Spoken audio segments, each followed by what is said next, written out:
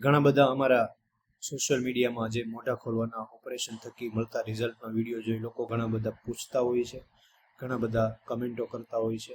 તો તેમાં સૌથી એક વધારે પડતો પ્રશ્ન પૂછાતો હોય કે OSMF એટલે કે મોઢું બંધ થયું છે, તો ઘણા લોકોને ડર હોય છે કે એ કેન્સર છે કે કેમ. તો એના વિશે આપણે થોડીક આજે માહિતી લઈએ.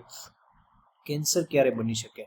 OSMF એટલે કે જે તમારું મોઢું અંદરના ભાગેથી ચામડું કડક થવાનું શરૂ થઈ અને જેમાં મોઢું બહુ નહિવત ખુલતું હોય, પૂરતી મોઢાની સફાઈ ના રાખી શકાતી હોય, ત્યારે શું થાય છે, ઘણી વખત સૌથી પહેલા આમાં ડાપણદાટની તકલીફો થવાનું શરૂ થાય છે. મોઢામાં ચાંદા પડતા હોય, આળું રહેતું હોય, તીખું સ્પાઇસી ખવાતું ના હોય, વધારે પડતી મોઢામાં જલન ને એવું બધું થતું હોય છે.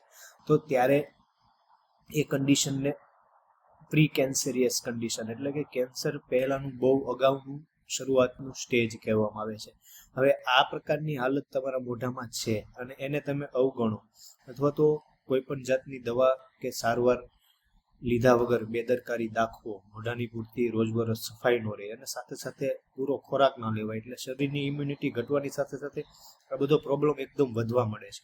અને આવું થાય ત્યારે પણ બેદરકારી રાખવાથી લાંબા વર્ષો સુધી કે લાંબા સમય સુધી ચલાવ્યા કરીએ તો વહેલા મોડું તે ચાંદા વકોપતા જાય છે. ડાપણદાટની આજુબાજુમાં ચાંદા પડી પડીને વારા ઘડીએ ચામડામાં નુકસાન થયા કરે છે. તો એવી કન્ડિશનમાં તમારે ખાસ ધ્યાન રાખવું જોઈએ કે આવો કંઈ પણ પ્રોબ્લેમ હોય તો સમયસર સારવાર, સલાહ, દવા લઈ શકો છો અને તેને અટકાવી શકો છો. પણ તે ડાયરેક્ટ કેન્સર સીધું કેન્સર થઈ જતું નથી, તે ખાસ ધ્યાન રાખજો. Thank you.